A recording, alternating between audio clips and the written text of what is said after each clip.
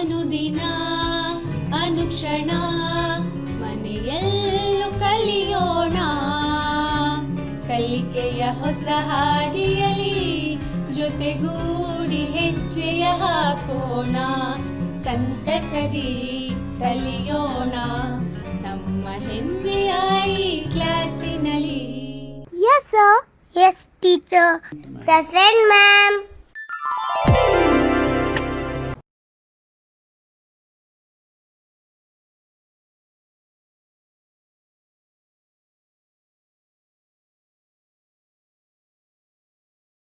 ಆತ್ಮೀಯ ವಿದ್ಯಾರ್ಥಿ ಮಿತ್ರರೇ, ಇಂದು ಸಮಾಜ ವಿಜ್ಞಾನದಲ್ಲಿನ ಇತಿಹಾಸ ಭಾಗದ 2ನೇ ಅಧ್ಯಾಯದ ಬಗ್ಗೆ ನಾವು ಕಲಿತಾ ಇದ್ದೇವೆ. ಈ ಅಧ್ಯಾಯವನ್ನು ತಿಳಿದುಕೊಳ್ಳೋದಕ್ಕೆ ಮುಂಚೆ ಒಂದೆರಡು ಚಟುವಟಿಕೆಗಳನ್ನು ಮಾಡಿ ಆ ಪಾಠವನ್ನು ತಿಳ್ಕೊಳ್ಳ್ರೆ ಚೆನ್ನಾಗಿರುತ್ತಲ್ವಾ? ತಾವು ಏನು ಮಾಡಬೇಕು, ಒಂದು ಪುಸ್ತಕ ಮತ್ತು ಒಂದು ಪೆನ್ನನ್ನು ನೀವು ಇಟ್ಕೊಳ್ಳಿ. ನಾನು ಹೇಳುವ ಕೆಲವು ಅಂಶಗಳನ್ನು ನೀವು ಅಲ್ಲಿ ದಾಖಲಿಸ್ತಾ ಹೋಗಿ. ಈಗಾಗಲೇ ಭಾರತಕ್ಕೆ ಯುರೋಪಿಯನ್ನರ ಆಗಮನ ಅಂತಕ್ಕಂತಹ ಪಾಠವನ್ನು ನೀವು ಅಭ್ಯಾಸ ಮಾಡಿದ್ದೀರಿ. ಹಲವಾರು ಅಂಶಗಳನ್ನು ನೀವು ಅಲ್ಲಿ ಕಲ್ತಿದ್ದೀರಿ. ಯುರೋಪಿಯನ್ನರು ಭಾರತಕ್ಕೆ ಯಾವ ಮಾರ್ಗದಲ್ಲಿ ಬಂದರು, ವಾಸ್ಕೋಡಗಾಮ ಹಾಗೂ ಫ್ರಾನ್ಸಿಸ್ಕೋ ಡಿ ಆಲ್ಮೆಡಾನ ಸಾಧನೆಗಳೇನು, ನೀಲಿ ನೀರಿನ ನೀತಿಯ ಬಗ್ಗೆ ತಿಳಿದುಕೊಂಡಿದ್ದೀರಿ. ಅಷ್ಟೇ ಅಲ್ಲ, ಪ್ಲಾಸಿ ಕದನ, ಬಕ್ಸಾರ್ ಕದನ ಇವೆಲ್ಲದರ ಬಗ್ಗೆ ನೀವು ತಿಳಿದುಕೊಂಡಿದ್ದೀರಿ. ಈ ಎಲ್ಲ ಮಾಹಿತಿಯನ್ನು ಆಧರಿಸಿ ಒಂದು ಚಟುವಟಿಕೆಯನ್ನು ನಿಮಗೆ ಕೊಡ್ತೀನಿ. ಅದು ನನ್ನ ಇಂದಿನ ತರಗತಿಗೆ ಪೀಠಿಕೆಯಾಗುತ್ತೆ. ಹೌದಲ್ವಾ? ರೆಡಿ ಇದ್ದೀರಾ ಅಲ್ವಾ? ಹಾಗಾದರೆ ಒಂದು ಪುಸ್ತಕ ಪೆನ್ನು ತೆಗೆದುಕೊಳ್ಳಿ. ಪ್ರಶ್ನೆಯನ್ನು ಕೊಡ್ತೀನಿ, ನೀವು ಆ ಪ್ರಶ್ನೆಯನ್ನು ನೋಡಿ ಉತ್ತರವನ್ನು ಬರಿಬೇಕು, ಹೇಳಬೇಕು. ಹೇಳ್ತೀರಾ ಅಲ್ವಾ? ಈಗ ನೋಡಿ, ಇತಿಹಾಸದಲ್ಲಿ ನಾವು 2ನೇ ಪಾಠಕ್ಕೆ ಹೋಗ್ತಾ ಇದ್ದೀವಿ. ಪೋರ್ಚುಗೀಸರ ಪ್ರಮುಖ ವ್ಯಾಪಾರ ಕೇಂದ್ರವನ್ನು ನೀವು ಈ ಒಂದು ಭಾರತದ ಭೂಪಟದಲ್ಲಿ ಗುರುತಿಸಬೇಕು. ಪೋರ್ಚುಗೀಸರು ಭಾರತದಲ್ಲಿ ಹಲವಾರು ಕಡೆ ವ್ಯಾಪಾರ ಕೇಂದ್ರಗಳನ್ನು ಮಾಡಿದರು. ಅದರಲ್ಲಿ ಪ್ರಮುಖವಾದಂತಹ ವ್ಯಾಪಾರ ಕೇಂದ್ರವನ್ನು ಅವರು ಭಾರತದ ಪಶ್ಚಿಮ ಕರಾವಳಿಯಲ್ಲಿ ಮಾಡಿಕೊಂಡಿದ್ರು. ಉತ್ತರ ಗೊತ್ತಾಯ್ತಾ? ನಾನೀಗಾಗಲೇ ಸುಳುಹನ್ನು ಕೊಟ್ಟಿದ್ದೇನೆ. ಉತ್ತರವನ್ನು ನೋಡೋಣ. ಹೌದು, ನೀವು ಹೇಳೋ ಪ್ರಕಾರ ಕರೆಕ್ಟ್ ಇದೆ. ಗೋವಾ. ಗೋವಾ ಭಾರತದಲ್ಲಿ ಪೋರ್ಚುಗೀಸರ ಒಂದು ಪ್ರಮುಖ ವ್ಯಾಪಾರ ಕೇಂದ್ರ ಆಗಿತ್ತು. ಎಲ್ಲರಿಗೂ ಅಭಿನಂದನೆಗಳು. ಮೊದಲನೇ ಪಾಠ ನೀವು ಚೆನ್ನಾಗಿ ಅರ್ಥ ಮಾಡ್ಕೊಂಡಿದ್ದೀರಾ ಅಂತ ಆಯಿತು. ಇನ್ನೊಂದು ಚಟುವಟಿಕೆ ಕೊಡಲಾ? ಈಗ ನೋಡಿ, ಈ ಭಾರತದ ಭೂಪಟದಲ್ಲಿ ಬ್ರಿಟಿಷರು ದಿವಾನಿ ಹಕ್ಕನ್ನು ಪಡೆದಿದ್ದನ್ನು ನೀವು ಗುರುತಿಸಬೇಕು. ಎಲ್ಲಿ ದಿವಾನಿ ಹಕ್ಕನ್ನು ಪಡೆದಿದ್ರು ಗುರುತಿಸ್ತೀರಾ? ಈಗಾಗಲೇ ನೀವು ಗುರುತಿಸಿದ್ದೀರಿ. ಮೊದಲನೇ ಪಾಠದ ಮೇಲೆ ಈ ಒಂದು ಚಟುವಟಿಕೆಯನ್ನು ಕೊಡ್ತಾ ಇದ್ದೀನಿ. ಹೌದು ನೋಡಿ, ಇಲ್ಲಿ ಬ್ರಿಟಿಷರು ಬಂಗಾಳದಲ್ಲಿ ದಿವಾನಿ ಹಕ್ಕನ್ನು ಪಡೆದಿದ್ದರು. ಬ್ರಿಟಿಷರು ಬಂಗಾಳದಲ್ಲಿ ಬಕ್ಸಾರ್ ಕದನದ ನಂತರ ದಿವಾನಿ ಹಕ್ಕನ್ನು ಪಡಿತಾರೆ. ಅಂದರೆ ಬಂಗಾಳದಲ್ಲಿ. ಹಾಗೆಯೇ ನೋಡೋಣ ಇನ್ನೊಂದು ಚಟುವಟಿಕೆ. ಇಲ್ಲಿ ನೋಡಿ, ಬಂಗಾಳದಲ್ಲಿ ಬ್ರಿಟಿಷರಿಗೆ ಮುಕ್ತ ವ್ಯಾಪಾರ ಮಾಡಲು ಅನುಮತಿ ಇತ್ತ ದೊರೆ ಯಾರು ಅಂತ ಕೇಳ್ತಾ ಇದ್ದೇನೆ. ನಿಮಗೆ 4 ಆಯ್ಕೆಗಳನ್ನು ಕೊಟ್ಟಿದ್ದೇನೆ. ಯಾವ್ಯಾವುದು? 2ನೇ ಶಾ ಆಲಂ, ಫಾರೂಕ್ ಶಿಯಾರ್, ಸಿರಾಜುದ್ದೌಲಾ, ಮೀರ್ ಜಾಫರ್. ಈ 4 ಆಯ್ಕೆಗಳಲ್ಲಿ ಸರಿಯಾದ ಉತ್ತರ ಯಾವುದು? ಬಂಗಾಳದಲ್ಲಿ ಬ್ರಿಟಿಷರಿಗೆ ಮುಕ್ತ ವ್ಯಾಪಾರ ಮಾಡಲು ಅನುಮತಿ ಇತ್ತ ದೊರೆ ಯಾರು? ಉತ್ತರವನ್ನು ನೋಡೋಣ. ಸರಿಯಾದ ಉತ್ತರ ಯಾವುದು ಬರ್ತಾ ಇದೆ ನಿಮ್ಮ ಮುಂದೆ? ಫಾರೂಕ್ ಶಿಯಾರ್. ಫಾರೂಕ್ ಶಿಯಾರ್ ಇವರು ಬಂಗಾಳದಲ್ಲಿ ಬ್ರಿಟಿಷರಿಗೆ ಮುಕ್ತ ವ್ಯಾಪಾರ ಮಾಡಲು ಅನುಮತಿ ಇತ್ತಂತಹ ದೊರೆ, ಮೊಘಲ್ ದೊರೆ ಅಂತ ನಾವು ಹೇಳ್ತೀವಿ. ಹೀಗೆ ಬಂಗಾಳವನ್ನು ಅವರು ಆಧಾರವಾಗಿಟ್ಕೊಂಡು ಇತರ ಭಾಗಗಳಿಗೆ ವಿಸ್ತರಿಸ್ತಾ ಹೋದರು. ಯಾವ ರೀತಿ ವಿಸ್ತರಿಸಿದ್ರು ಅನ್ನೋದನ್ನು ನೀವು ಈ ಪಾಠದಲ್ಲಿ ಕಲಿತೀರಾ. ಆ ಪಾಠದ ಹೆಸರೇ ಬ್ರಿಟಿಷ್ ಆಳ್ವಿಕೆಯ ವಿಸ್ತರಣೆ. ಕೇವಲ ವ್ಯಾಪಾರಕ್ಕಾಗಿ ಬಂದಂತಹ ಬ್ರಿಟಿಷರು ಭಾರತೀಯರ ಅನೈಕ್ಯತೆಯನ್ನು ಲಾಭವಾಗಿ ಮಾಡಿಕೊಂಡು ಕ್ರಮೇಣ ಹಂತ ಹಂತವಾಗಿ ವಿಸ್ತರಿಸ್ತಾ ಹೋದರು. ಭಾರತೀಯ ರಾಜರುಗಳಲ್ಲಿ ಮತ್ತು ಇಲ್ಲಿನ ಜನಸಮುದಾಯಗಳಲ್ಲಿದ್ದಂತಹ ಅನೈಕ್ಯತೆ ಅವರಿಗೆ ಲಾಭವಾಯಿತು ಅಂತ ನಾವು ಹೇಳ್ತೀವಿ. ಇದನ್ನೇ ಲಾಭವಾಗಿ ಮಾಡಿಕೊಂಡಂತಹ ಬ್ರಿಟಿಷರು ತಮ್ಮ ಆಳ್ವಿಕೆಯನ್ನು ಕ್ರಮೇಣ ವಿಸ್ತರಿಸ್ತಾ ಹೋದರು. ದಕ್ಷಿಣ ಭಾರತಕ್ಕೆ ಬಂದರು. ಅಷ್ಟೇ ಅಲ್ಲ, ಅವರು ಭಾರತದ ಪಶ್ಚಿಮ ಭಾಗಕ್ಕೂ, ಮರಾಠ ಸಂಸ್ಥಾನಕ್ಕೂ, ಅಷ್ಟೇ ಅಲ್ಲ ಹೈದರಾಬಾದ್ ಸಂಸ್ಥಾನ ಹಾಗೂ ಇತರ ಹಲವಾರು ಸಂಸ್ಥಾನಗಳಿಗೆ ಅವರು ತಮ್ಮ ಲಗ್ಗೆಯನ್ನು ಇಟ್ಟರು. ಈಗ ನೋಡೋಣ 2ನೇ ಪಾಠ ಇತಿಹಾಸದಲ್ಲಿ ಬ್ರಿಟಿಷ್ ಆಳ್ವಿಕೆಯ ವಿಸ್ತರಣೆ. ಈ ಪಾಠವನ್ನು ನಾನು ನಿಮಗೆ 2 ಅವಧಿಯಲ್ಲಿ ಬೋಧಿಸ್ತಾ ಇದ್ದೇನೆ. ಇಂದು ಈ ಪಾಠದ ಮೊದಲನೇ ಭಾಗವನ್ನು ನಾವು ತಿಳಿದುಕೊಳ್ಳೋಣ. ಹಾಗಾದರೆ ಈ ಪಾಠದಲ್ಲಿ ನಾವು ಯಾವ್ಯಾವ ಅಂಶಗಳನ್ನು ಕಲಿತೀವಿ ನೋಡೋಣವಾ? ನೋಡಿ, ಬ್ರಿಟಿಷ್ ಆಳ್ವಿಕೆಯ ವಿಸ್ತರಣೆ ಅಂತಕ್ಕಂತಹ ಈ ಪಾಠದಲ್ಲಿ ಯಾವ ಯಾವ ಕಲಿಕಾಂಶಗಳು ಇವೆ ನೋಡೋಣ. ಆಂಗ್ಲೋ ಮರಾಠ ಯುದ್ಧಗಳು, ಅಂದರೆ 3 ಆಂಗ್ಲೋ ಮರಾಠ ಯುದ್ಧಗಳನ್ನು ನೀವು ಈ ಅಧ್ಯಾಯದಲ್ಲಿ ಓದ್ತೀರಿ. ಸಹಾಯಕ ಸೈನ್ಯ ಪದ್ಧತಿ ಅಂದರೆ ಏನು, ಸಹಾಯಕ ಸೈನ್ಯ ಪದ್ಧತಿಯನ್ನು ಯಾರು ಜಾರಿಗೊಳಿಸಿದ್ರು, ಹಾಗೂ ಆಂಗ್ಲೋ ಸಿಖ್ ಯುದ್ಧಗಳು ನಡೆದಿದ್ದು ಯಾವಾಗ, ಅದರ ಪರಿಣಾಮ ಏನಾಯಿತು, ಹಾಗೂ ದತ್ತು ಮಕ್ಕಳಿಗೆ ಹಕ್ಕಿಲ್ಲವೆಂಬ ನೀತಿಯನ್ನು ಯಾರು ಜಾರಿಗೆಗೊಳಿಸಿದರು, ಇದನ್ನು ಜಾರಿಗೊಳಿಸುವ ಹಿಂದಿದ್ದಂತಹ ಉದ್ದೇಶ ಏನು, ಈ ಎಲ್ಲ ಅಂಶಗಳನ್ನು ನೀವು ಬ್ರಿಟಿಷ್ ಆಳ್ವಿಕೆಯ ವಿಸ್ತರಣೆ ಅಂತಕ್ಕಂತಹ ಪಾಠದಲ್ಲಿ ನೀವು ಕಲಿತಾ ಇದ್ದೀರಿ. ಇವು ಈ ಪಾಠದ ಕಲಿಕಾಂಶಗಳು. ಹಾಗಾದರೆ ನೋಡೋಣವಾ, ಒಂದೊಂದಾಗಿ ಈ ಪಾಠದ ಅಂಶಗಳನ್ನು ಕಲಿತಾ ಹೋಗೋಣವಾ. ಮೊದಲನೆಯದಾಗಿ ಆಂಗ್ಲೋ ಮರಾಠ ಯುದ್ಧಗಳನ್ನು ನಾವು ಕಲಿಯೋಣ. ಇಂದಿನ ತರಗತಿಯಲ್ಲಿ ಆಂಗ್ಲೋ ಮರಾಠ ಯುದ್ಧಗಳಲ್ಲಿ ಮೊದಲನೇ ಆಂಗ್ಲೋ ಮರಾಠ ಯುದ್ಧ ಹಾಗೂ ಸಹಾಯಕ ಸೈನ್ಯ ಪದ್ಧತಿಯನ್ನು ಮಾತ್ರ ನಾವು ತಿಳಿದುಕೊಳ್ಳೋಣ. ಮುಂದಿನ ತರಗತಿಯಲ್ಲಿ 2ನೇ ಆಂಗ್ಲೋ ಮರಾಠ ಯುದ್ಧ, 3ನೇ ಆಂಗ್ಲೋ ಮರಾಠ ಯುದ್ಧ, ಆಂಗ್ಲೋ ಸಿಖ್ ಯುದ್ಧಗಳು ಹಾಗೂ ದತ್ತು ಮಕ್ಕಳಿಗೆ ಹಕ್ಕಿಲ್ಲವೆಂಬ ನೀತಿಯನ್ನು ನಾನು ಮುಂದಿನ ತರಗತಿಯಲ್ಲಿ ನಿಮಗೆ ಪಾಠ ಮಾಡ್ತೀನಿ. ಹಾಗಾದರೆ ತಾವೆಲ್ಲರೂ ರೆಡಿ ಇದ್ದೀರಾ ಅಲ್ವಾ? ಇವತ್ತು ಮೊದಲನೇ ಆಂಗ್ಲೋ ಮರಾಠ ಯುದ್ಧಕ್ಕೆ ಕಾರಣಗಳೇನು, ಪರಿಣಾಮ ಏನಾಯಿತು, ಇವೆಲ್ಲವನ್ನು ಇವತ್ತು ಕಲ್ತ್ಕೊಳ್ಳೋಣ. ಬ್ರಿಟಿಷರು ತಮ್ಮ ಆಳ್ವಿಕೆಯನ್ನು ವಿಸ್ತರಿಸ್ತಾ ಹೋಗ್ತಾರೆ. ಕಾರ್ನಾಟಿಕ್ ಯುದ್ಧಗಳ ಮೂಲಕ ಯಾವುದೇ ಯುರೋಪ್ ದೇಶಗಳು ತಮ್ಮನ್ನು ಎದುರಿಸಲಾಗದಂತೆ ಅವರು ಮಾಡ್ತಾರೆ. ಅಂದರೆ ನಾನು ನಿಮಗೆ ಇಲ್ಲಿ ಹೇಳ್ತೀನಿ, ಪೋರ್ಚುಗೀಸರು ಗೋವಾಗಷ್ಟೇ ಸೀಮಿತರಾಗ್ತಾರೆ. ಡಚ್ಚರು ಭಾರತವನ್ನು ಬಿಟ್ಟು ಆಗ್ನೇಯ ಏಷ್ಯಾ ಕಡೆಗೆ ಹೊರಟೋಗ್ತಾರೆ. ಅಷ್ಟೇ ಅಲ್ಲ, ಫ್ರೆಂಚರನ್ನು ಈ ಕಾರ್ನಾಟಿಕ್ ಯುದ್ಧದಲ್ಲಿ ಸಂಪೂರ್ಣವಾಗಿ ಸೋಲಿಸಿ ಅವರನ್ನು ಪಾಂಡಿಚೇರಿಗೆ ಮಾತ್ರ ಸೀಮಿತಗೊಳಿಸ್ತಾರೆ. ಹೀಗೆ ಬೇರೆ ಯಾವುದೇ ಯುರೋಪಿಯನ್ ರಾಷ್ಟ್ರಗಳು ತಮ್ಮ ವಿರುದ್ಧ ತಲೆ ಎತ್ತದಂತೆ ಮಾಡ್ತಾರೆ ಮತ್ತು ವಿಸ್ತರಣೆಯತ್ತ ಗಮನ ಕೊಡ್ತಾರೆ. ಇಂತಹ ವಿಸ್ತರಣೆಯ ಸಂದರ್ಭದಲ್ಲಿ ಪ್ಲಾಸಿ ಕದನ, ಬಕ್ಸಾರ್ ಕದನಗಳ ಮೂಲಕ ತಮ್ಮ ರಾಜಕೀಯ ನಿಯಂತ್ರಣವನ್ನು ಅವರು ಸಾಧಿಸ್ತಾರೆ. ಪ್ಲಾಸಿ ಕದನದಲ್ಲಿ ನಿಮಗೆಲ್ರಿಗೂ ಗೊತ್ತಿದೆ, ಸಿರಾಜುದ್ದೌಲನನ್ನು ಸೋಲಿಸಿ ಅವನನ್ನು ಕೊಲೆ ಮಾಡ್ತಾರೆ. ಮೀರ್ ಜಾಫರನನ್ನು ಅಧಿಕಾರಕ್ಕೆ ಕೂಡಿಸ್ತಾರೆ. ನಂತರ ರಾಜಕೀಯ ಒಳಸಂಚಿನ ಮುಖಾಂತರ ಮೀರ್ ಜಾಫರನನ್ನು ಪದಚ್ಯುತಗೊಳಿಸಿ ಆತನ ಅಳಿಯ ಮೀರ್ ಕಾಸಿಮನನ್ನು ಸಿಂಹಾಸನದ ಮೇಲೆ ಕೂಡಿಸಿ ಬೇಕಾದಷ್ಟು ಲಾಭಗಳನ್ನು ಮಾಡಿಕೊಳ್ತಾರೆ. ಇದನ್ನೆಲ್ಲವೂ ನೀವು ಮೊದಲನೇ ಅಧ್ಯಾಯದಲ್ಲಿ ಓದಿರ್ತೀರಿ. ನಂತರ ಮೀರ್ ಕಾಸಿಮನನ್ನು ಬಕ್ಸಾರ್ ಕದನದಲ್ಲಿ ಸೋಲಿಸಿ ಬಂಗಾಳದ ಮೇಲೆ ಸಂಪೂರ್ಣವಾದ ಹಿಡಿತವನ್ನು ಸಾಧಿಸ್ತಾರೆ. ಅಷ್ಟೇ ಅಲ್ಲ, ಶಾ ಆಲಮನಿಂದ ಹಲವಾರು ಸವಲತ್ತುಗಳನ್ನು ಪಡೆದು ವಾರ್ಷಿಕವಾಗಿ 26 ಲಕ್ಷ ರೂಪಾಯಿ ಕೊಟ್ಟು ಬಂಗಾಳದಲ್ಲಿ ದಿವಾನಿ ಹಕ್ಕನ್ನು ಪಡಿತಾರೆ. ಇದನ್ನು ನಾವು ಚಟುವಟಿಕೆಯಲ್ಲೂ ನೋಡಿದ್ವಿ. ಇವೆಲ್ಲವೂ ಸಹ ಅವರು ತಮ್ಮ ಆಳ್ವಿಕೆಯನ್ನು ವಿಸ್ತರಣೆ ಮಾಡಲಿಕ್ಕೆ ಸಹಾಯ ಆಯಿತು ಅಂತ ಹೇಳಬಹುದು ಅಲ್ವಾ ಮಕ್ಕಳೇ? ಅದರಿಂದ ಮೊದಲನೇ ಅಧ್ಯಾಯವನ್ನು ಚೆನ್ನಾಗಿ ನಾವು ಅರ್ಥ ಮಾಡ್ಕೊಂಡಿದ್ರೆ 2ನೇ ಅಧ್ಯಾಯ ಬ್ರಿಟಿಷ್ ಆಳ್ವಿಕೆಯ ವಿಸ್ತರಣೆ ನಮಗೆ ಅನುಕೂಲ ಆಗುತ್ತೆ. ಮುಂದೆ ನೋಡೋಣ, ಬ್ರಿಟಿಷ್ ಆಳ್ವಿಕೆಯ ವಿಸ್ತರಣೆ ದಕ್ಷಿಣದಲ್ಲಿ ಹೇಗೆ ಆಯಿತು, ದಕ್ಷಿಣದಲ್ಲಿ ಆಗುವ ಆ ವಿಸ್ತರಣೆಗೆ ಅಡ್ಡ ಬಂದವರು ಯಾರು, ಯಾರ್ಯಾರು ಪ್ರತಿಸ್ಪರ್ಧೆಯನ್ನು ಒಡ್ಡಿದ್ರು ನೋಡೋಣ ಅಲ್ವಾ?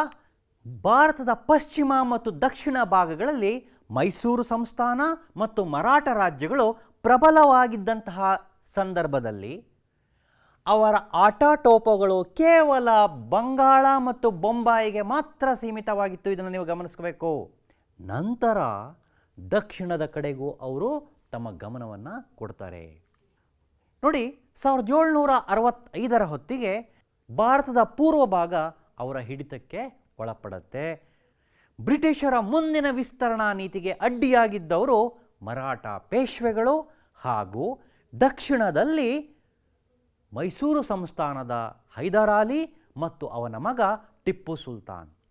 ಹೈದರಾಲಿ ಮತ್ತು ಅವನ ಮಗ ಟಿಪ್ಪು ಸುಲ್ತಾನ್ ಬ್ರಿಟಿಷರ ಒಂದು ವಿಸ್ತರಣಾ ನೀತಿಗೆ ಅಡ್ಡಗಾಲನ್ನು ಹಾಕ್ತಾರೆ. ಹಾಗೆಯೇ ಮರಾಠ ಸಂಸ್ಥಾನದಲ್ಲಿ ಅವರ ವಿಸ್ತರಣಾ ನೀತಿಗೆ ಅಡ್ಡಲಾದಂಥವರು ಪೇಶ್ವೆಗಳು ಅಂತ ಹೇಳಿದ್ರೆ ತಪ್ಪಾಗೋದಿಲ್ಲ. ಅದೇ ರೀತಿ ಭಾರತದ ವಾಯುವ್ಯ ಭಾಗದಲ್ಲಿ ಬ್ರಿಟಿಷ್ ಆಳ್ವಿಕೆಯ ವಿಸ್ತರಣೆಗೆ ಅಡ್ಡಲಾದವರು ಯಾರು ಅಂದರೆ ರಾಜ ರಣಜಿತ್ ಸಿಂಗ್. ಈಗ ನೋಡೋಣ ಮುಂದಿನ ಒಂದು ಅಂಶವನ್ನು. ಬ್ರಿಟಿಷರು ಭಾರತದಲ್ಲಿ ತಮ್ಮ ಸಾಮ್ರಾಜ್ಯ ವಿಸ್ತರಣೆಗಾಗಿ 18ನೇ ಶತಮಾನದ ಮಧ್ಯಭಾಗದಿಂದ 19ನೇ ಶತಮಾನದ ಮಧ್ಯಂತರದವರೆಗೆ ಅನೇಕ ಯುದ್ಧಗಳನ್ನು ಕೈಗೊಳ್ತಾರೆ. ಯಾವ್ಯಾವ ಕದನಗಳನ್ನು ನೋಡೋಣ. ಮೊದಲ ಕಾರ್ನಾಟಿಕ್ ಯುದ್ಧ 1746ರಿಂದ 48, ಎರಡನೇ ಕಾರ್ನಾಟಿಕ್ ಯುದ್ಧ 1749ರಿಂದ 1754, ಹಾಗೆಯೇ ಮೂರನೇ ಕಾರ್ನಾಟಿಕ್ ಯುದ್ಧ 1756ರಿಂದ 1763.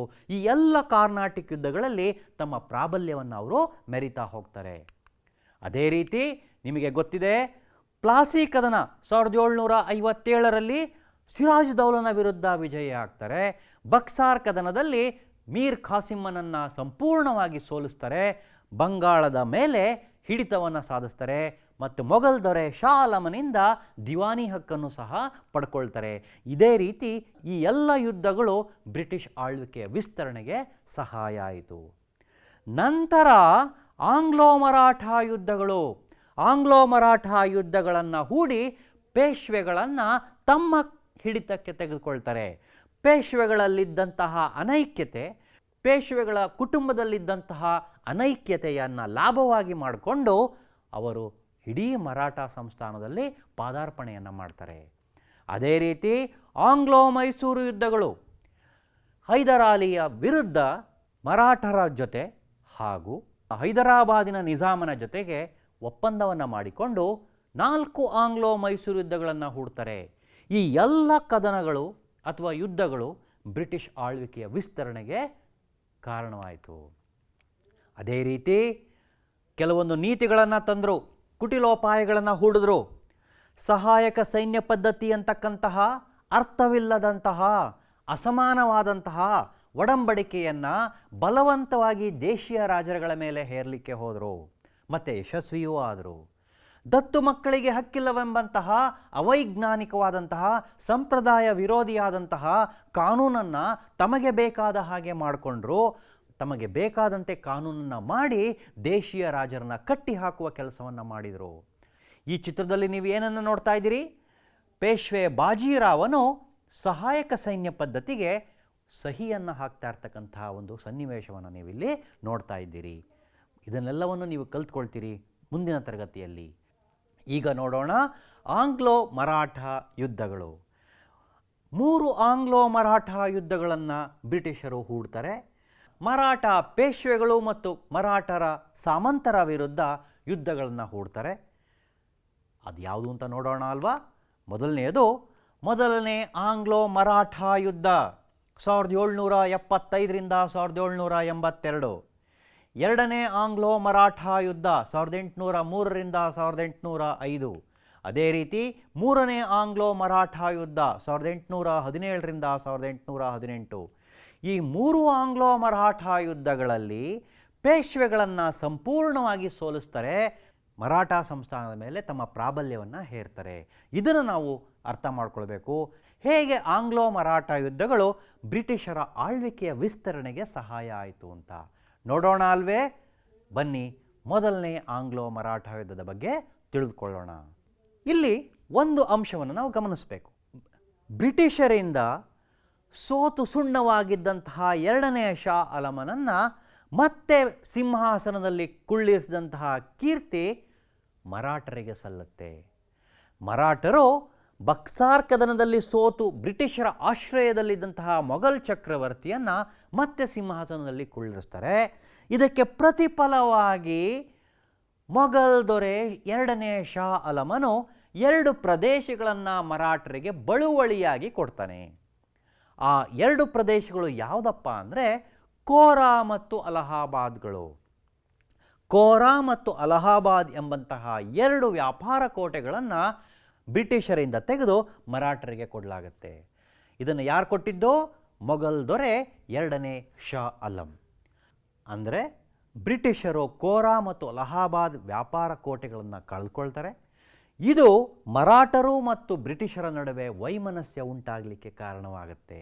ಮೊದಲನೇ ಆಂಗ್ಲೋ ಮರಾಠ ಯುದ್ಧಕ್ಕೆ ಇದು ಮೂಲ ಕಾರಣ ಅಂತಲೂ ನಾವು ಹೇಳ್ತೀವಿ.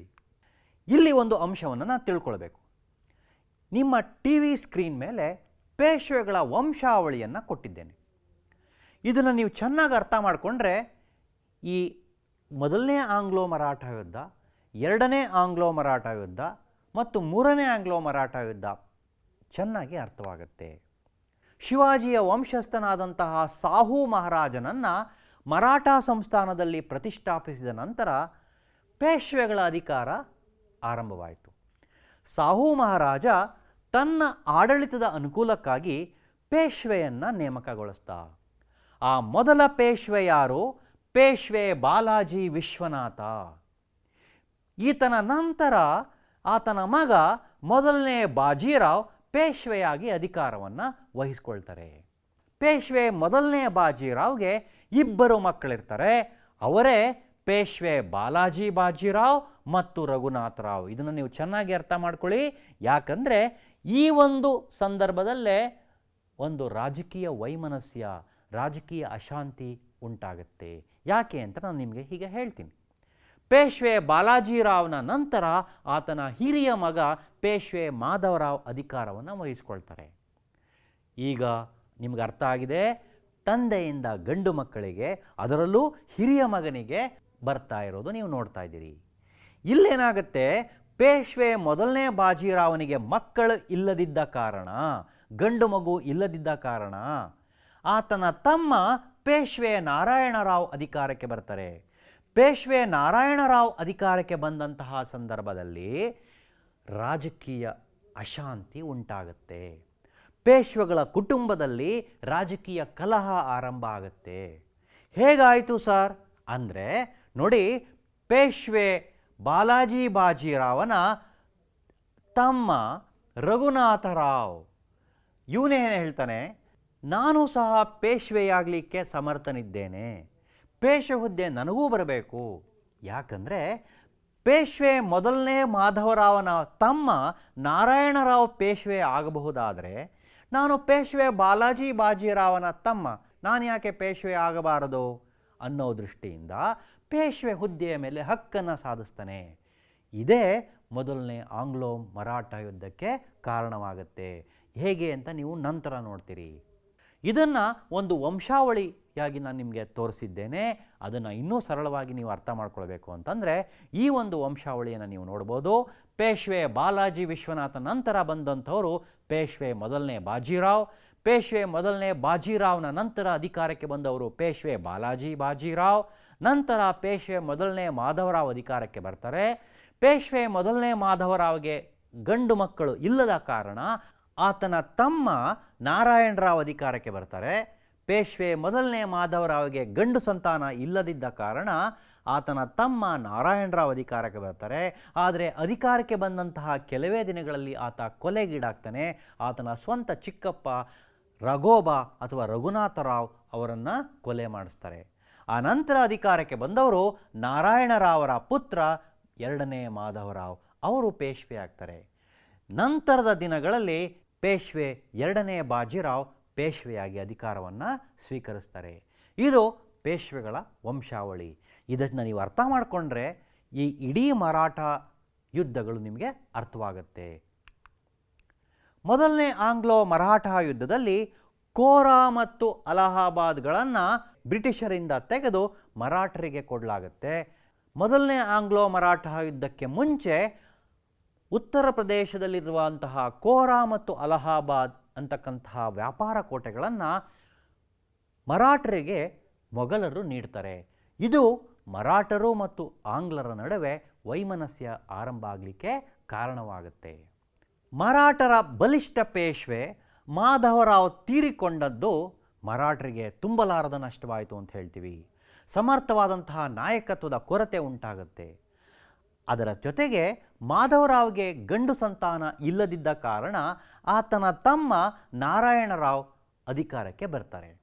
ಆದರೆ ನಾನು ಮೊದಲೇ ಹೇಳಿದ ಹಾಗೆ ಆತನ ಚಿಕ್ಕಪ್ಪ ರಘುನಾಥರಾವ್ ಆತನನ್ನು ಕೊಲೆ ಮಾಡಿಸಿ ತಾನು ಪೇಶ್ವೆ ಆಗಲಿಕ್ಕೆ ಮುಂದುವರಿತಾನೆ. ಆದರೆ ಇದು ಪೇಶ್ವೆಯ ಸ್ಥಾನಕ್ಕೆ ಕಲಹ ಉಂಟಾಗಲಿಕ್ಕೆ ಕಾರಣವಾಗತ್ತೆ.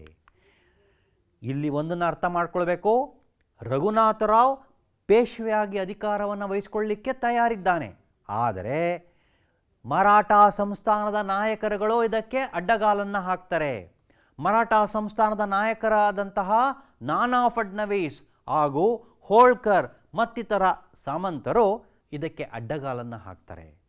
ಅವರ ಒಂದು ಬೇಡಿಕೆ ಏನಪ್ಪ ಅಂದರೆ, ನಾರಾಯಣ ರಾವನನ್ನು ರಘೋಬ ಕೊಲೆ ಮಾಡಿಸಿದ್ರಿಂದ ಆತನಿಗೆ ಪೇಶ್ವೆ ಹುದ್ದೆ ಕೊಡುವುದು ಸರಿಯಲ್ಲ. ಅದರಿಂದ ನಾರಾಯಣ ರಾವನ ಪುತ್ರ 2ನೇ ಮಾಧವರಾವನನ್ನು ಅಧಿಕಾರಕ್ಕೆ ತರಬೇಕು ಅಂತ ಹೇಳಿ ಅವರು ಪ್ರತಿಭಟನೆಯನ್ನು ಮಾಡ್ತಾರೆ. ಇದೇ ಮೊದಲನೇ ಆಂಗ್ಲೋ ಮರಾಠ ಯುದ್ಧಕ್ಕೆ ಮೂಲ ಕಾರಣವಾಗತ್ತೆ. ನಾನಾ ಫಡ್ನವೀಸನ ನೇತೃತ್ವದಲ್ಲಿ ಪೇಶ್ವೆ ಸ್ಥಾನಾಕಾಂಕ್ಷಿಯಾದಂತಹ ರಘೋಬನ ವಿರುದ್ಧ ಒಂದು ಒಕ್ಕೂಟ ರಚನೆಯಾಗುತ್ತೆ. ಅವರೆಲ್ಲರೂ ನಾರಾಯಣ ರಾಯನ ಮಗ 2ನೇ ಮಾಧವರಾವನಿಗೆ ಪಟ್ಟ ಕಟ್ಟಬೇಕು ಅಂಥೇಳಿ ಒಂದು ಒಪ್ಪಂದವನ್ನು ನಿರ್ಧಾರವನ್ನು ಮಾಡಿಕೊಳ್ತಾರೆ. ಈ ಮರಾಠಾಸ್ ಮನೆತನಗಳಿಂದ ನಿರೀಕ್ಷಿತ ಬೆಂಬಲ ಸಿಗದ ರಘೋಬ ಏನು ಮಾಡ್ತಾನೆ, ಬೊಂಬಾಯಿಗೆ ಹೋಗಿ ಬ್ರಿಟಿಷರ ಸಹಾಯವನ್ನು ಪಡಿತಾನೆ. ನನ್ನನ್ನು ನೀವು ಪೇಶ್ವೆಯಾಗಿ ಮಾಡಿ, ನನ್ನನ್ನು ನೀವು ಪೇಶ್ವೆ ಮಾಡಿದರೆ ನಿಮಗೆ ಕೆಲವೊಂದು ಪ್ರದೇಶಗಳನ್ನು ಬಳುವಳಿಯಾಗಿ ಕೊಡ್ತೀನಿ ಅಂತ ಹೇಳಿ ಅವರ ಜೊತೆ ಒಂದು ಒಪ್ಪಂದವನ್ನು ಮಾಡಿಕೊಳ್ತಾನೆ. ಬ್ರಿಟಿಷರು ಇದೇ ಸಮಯಕ್ಕೆ ಕಾಯ್ತಾ ಇರ್ತಾರೆ. ಈ ಸಮಯಕ್ಕೆ ಕಾಯ್ತಾ ಇದ್ದಂತಹ ಬ್ರಿಟಿಷರು ಏನು ಮಾಡ್ತಾರೆ, ಮರಾಠರ ರಾಜಕೀಯ ಕಲಹದಲ್ಲಿ ಅವರು ಪಾದಾರ್ಪಣೆಯನ್ನು ಮಾಡ್ತಾರೆ. ಬ್ರಿಟಿಷರು ರಘೋಬನ ಪರವಾಗಿ ಮರಾಠ ಮನೆತನಗಳ ವಿರುದ್ಧ ಹೋರಾಟ ಮಾಡ್ತಾರೆ. ಇದನ್ನೇ ನಾವೇನಂತೀವಿ, ಮೊದಲನೇ ಆಂಗ್ಲೋ ಮರಾಠ ಯುದ್ಧ ಅಂತ ಕರಿತೀವಿ. ಇದು 1775ರಿಂದ 82ರವರೆಗೆ ನಡೆಯುತ್ತೆ. ಈ ಒಂದು ಯುದ್ಧದಲ್ಲಿ ಆರಂಭದಲ್ಲಿ ನಾನಾ ಫಡ್ನವೀಸನ ಪಡೆ ಗೆಲುವನ್ನು ಕಂಡರೂ ಅಂತಿಮವಾಗಿ ಬ್ರಿಟಿಷರು ಜಯವನ್ನು ಕಾಣ್ತಾರೆ. ರಘೋಬನ ಪರವಾಗಿ ಹೋರಾಡಿದಂತಹ ಬ್ರಿಟಿಷರು ಜಯವನ್ನು ಕಾಣ್ತಾರೆ. ಈ ಯುದ್ಧ ಸಾಲ್ಬಾಯ್ ಒಪ್ಪಂದದೊಂದಿಗೆ ಅಂತ್ಯವಾಗುತ್ತೆ. ಈ ಸಾಲ್ಬಾಯ್ ಒಪ್ಪಂದದ ಪರಿಣಾಮ ಏನು ನೋಡೋಣ. ಈ ಒಂದು ಸಾಲ್ಬಾಯ್ ಒಪ್ಪಂದದ ಪ್ರಕಾರ 2ನೇ ಮಾಧವರಾವನನ್ನು ಪೇಶ್ವೆಯಾಗಿ ನೇಮಿಸ್ತಾರೆ ಹಾಗೂ ರಘೋಬನಿಗೆ ಪಿಂಚಣಿಯನ್ನು ಕೊಟ್ಟು ಕಳಿಸ್ತಾರೆ. ಇದು ಮೊದಲನೇ ಆಂಗ್ಲೋ ಮರಾಠ ಯುದ್ಧದ ಪರಿಣಾಮಗಳು. ನಾವು ಈಗ ಸಹಾಯಕ ಸೈನ್ಯ ಪದ್ಧತಿಯನ್ನು ನಾವು ತಿಳಿದುಕೊಳ್ಳೋಣ. ಸಹಾಯಕ ಸೈನ್ಯ ಪದ್ಧತಿ ಅಂತಕ್ಕಂಥದ್ದು ಬ್ರಿಟಿಷರ ಹಲವಾರು ಕುಟಿಲ ನೀತಿಗಳಲ್ಲಿ ಒಂದು ಅಂತ ನಾವು ಹೇಳ್ತೀವಿ. ಹಾಗಾದರೆ ಸಹಾಯಕ ಪದ್ಧತಿ ಅಂದರೆ ಏನು? ಸಹಾಯಕ ಸೈನ್ಯ ಪದ್ಧತಿಯನ್ನು ಯಾರು ಜಾರಿಗೆ ತಂದರು? ಈ ಪದ್ಧತಿಯನ್ನು ಜಾರಿಗೊಳಿಸ್ತಕ್ಕಂತಹ ಉದ್ದೇಶ ಏನಾಗಿತ್ತು? ಇದನ್ನು ಯಾವಾಗ ಜಾರಿಗೊಳಿಸಿದ್ರು? ಅಷ್ಟೇ ಅಲ್ಲ, ಸಹಾಯಕ ಸೈನ್ಯ ಪದ್ಧತಿಯನ್ನು ಒಪ್ಪಿಕೊಂಡಂತಹ ಮೊದಲ ದೇಶೀಯ ದೊರೆ ಯಾರು? ಹಾಗೂ ಈ ಪದ್ಧತಿಯನ್ನು ಒಪ್ಪಿದ ಇತರ ರಾಜಮನೆತನಗಳಾವುವು? ಇವೆಲ್ಲವನ್ನು ನೀವು ತಿಳಿದುಕೊಂಡ್ರೆ ಸಹಾಯಕ ಸೈನ್ಯ ಪದ್ಧತಿ ನಿಮಗೆ ಚೆನ್ನಾಗಿ ಅರ್ಥವಾಗುತ್ತೆ. ಈ ಎಲ್ಲ ಪ್ರಶ್ನೆಗಳಿಗೆ ಈಗ ನನ್ನ ವಿವರಣೆ ಉತ್ತರವನ್ನು ನಿಮಗೆ ಕೊಡುತ್ತೆ. ರೆಡಿ ಇದ್ದೀರಾ ಅಲ್ವಾ? ಬರ್ಕೊಳ್ತಾ ಇದ್ದೀರಾ ಅಲ್ವಾ? ಈಗ ನೋಡೋಣ. ಈ ಸಹಾಯಕ ಸೈನ್ಯ ಪದ್ಧತಿಯನ್ನು ವೆಲ್ಲೆಸ್ಲಿಯು 1798ರಲ್ಲಿ ಜಾರಿಗೆ ತರ್ತಾರೆ. ಅದರ ಹಿಂದೆ ಇದ್ದಂತಹ ಉದ್ದೇಶ ಏನು ಗೊತ್ತಾ?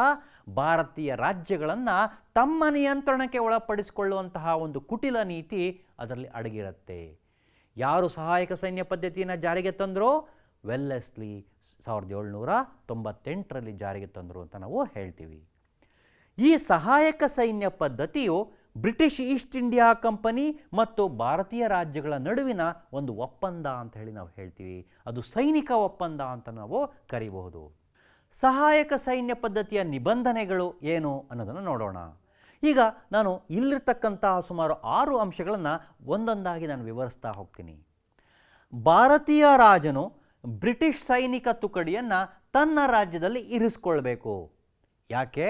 ಆ ರಾಜನಿಗೆ ಆಗುವ ಯಾವುದೇ ಆಂತರಿಕ ಮತ್ತು ಬಾಹ್ಯ ತೊಂದರೆಗಳನ್ನು ಸಮರ್ಥವಾಗಿ ಎದುರಿಸಲಿಕ್ಕೆ, ಆತನಿಗೆ ಸಹಾಯವನ್ನು ಮಾಡಲಿಕ್ಕೆ. ಅದಕ್ಕಾಗಿ ಹಲವಾರು ನಿಬಂಧನೆಗಳನ್ನು ಆತ ಪೂರೈಸಬೇಕಾಗಿತ್ತು. ಯಾವ್ಯಾವುದು? ಮೊದಲನೇದೇನು? ಭಾರತೀಯ ರಾಜನು ಬ್ರಿಟಿಷ್ ಸೈನಿಕ ತುಕಡಿಯನ್ನು ತನ್ನ ರಾಜ್ಯದಲ್ಲಿ ಇರಿಸ್ಕೊಳ್ಬೇಕು. ಅಷ್ಟೇ ಅಲ್ಲ, ಈ ಪಾಯಿಂಟನ್ನು ನೋಡಿ ನೀವು, ಸೈನಿಕ ವೇತನ ಮತ್ತು ನಿರ್ವಹಣೆಯ ವೆಚ್ಚವನ್ನು ಸಂಬಂಧಪಟ್ಟ ರಾಜ್ಯವೇ ರಾಜನೇ ಭರಿಸಬೇಕು.